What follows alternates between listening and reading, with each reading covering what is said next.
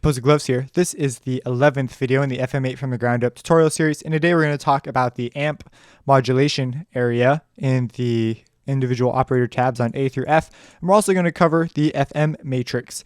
Now, I kind of lied. We're just going to briefly cover what this is and why it's here. This is a section of the modulation matrix over here.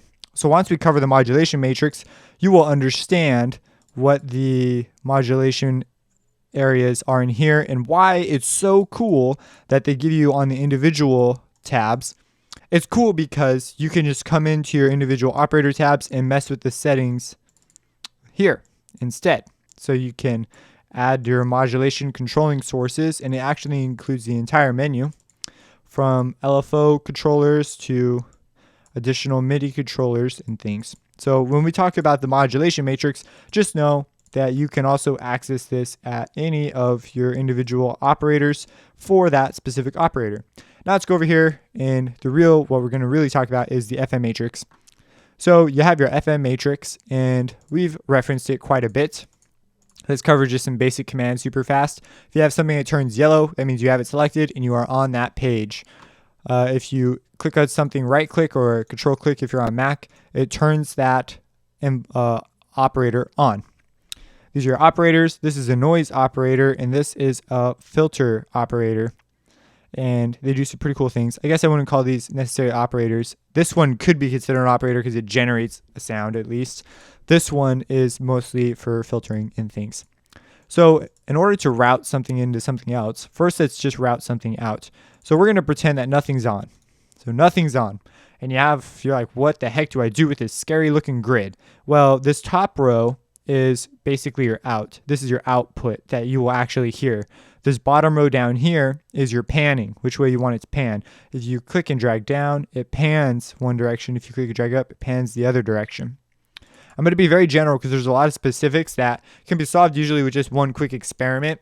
And as we do sound design in FM8, you'll see, oh, that's how that behaves. So to route something out, you turn it on. Boom, operator A is on, and you just drag up. You'll see the volume change. This is what this controls, essentially. In just a sec, I need to select my MIDI controller. Okay. Just a weird FL Studio thing. So now we're routing that out.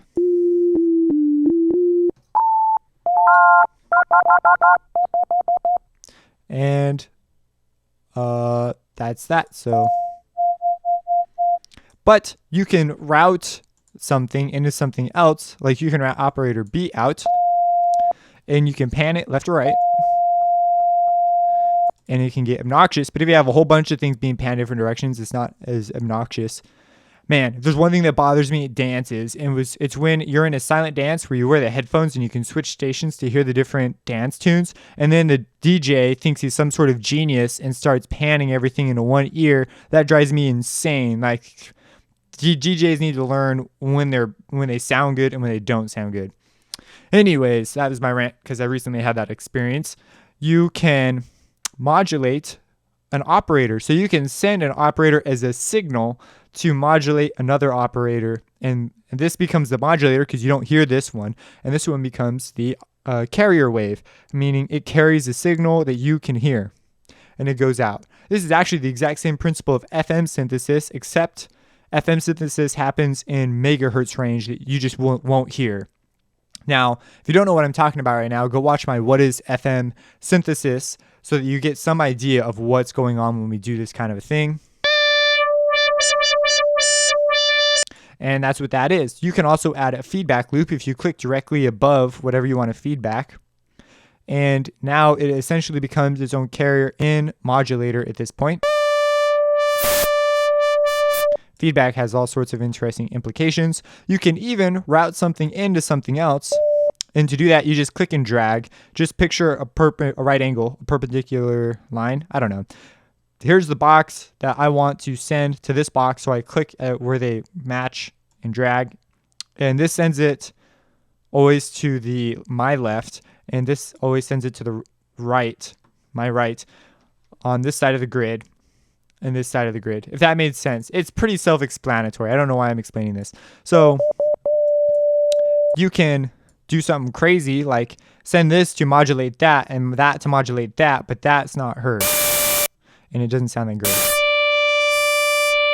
Which, if you know about FM synthesis from our previous video, you could probably deduce why that's that. You can even send that to do that, and then you can even do this. And which your feedback in A. Super crazy, awesome options. And if you mess with the hertz range, the ratio and the hertz offset, you can get some really interesting options. You also have, real quick, if you didn't watch my effects part 1, in the beginning, I cover how to save templates and load templates, and it's the exact same thing up here, the exact same principle. You click load your template, and you can also change a template and save it. If you don't know how to do that, go watch that video. And so that's essentially what this is. Now you can do some interesting things as well. You can send multiple things out with their own envelopes and things, and this is the basis of additive synthesis. You're sending out a bunch of sine waves that you've given specific controls to, and you're routing it out. That's what additive synthesis is, but this is made principally for FM synthesis. And you could change your waveforms and get some. You can even route something out and route it into something else. Holding down shift while you click and drag changes the value more slowly, which could be nice. And essentially when you're modulating something, you're changing the overtone content. You're changing the timbral content of what you're altering. That's why the easy morph option changes timbre, essentially. And so that's the basis of it. I can't think of anything else. You double click to get rid of something. Some people say click and drag down. I saw that once and I thought that was interesting. Just double click it to make it go away. You can't go below 0 because you can't have negative level. And yeah, that's that. The rest of it's just kind of experimenting with different waves and understanding what FM is, which I hope I give you a pretty good grip in that video. I explained it clearly enough. I may end up doing more to demonstrate more advanced principles. And so if you enjoy these videos, subscribe. Check out my music at composergloves.com. Drop a comment below. Just say hi. I want to be told hi today. And have a blessed day.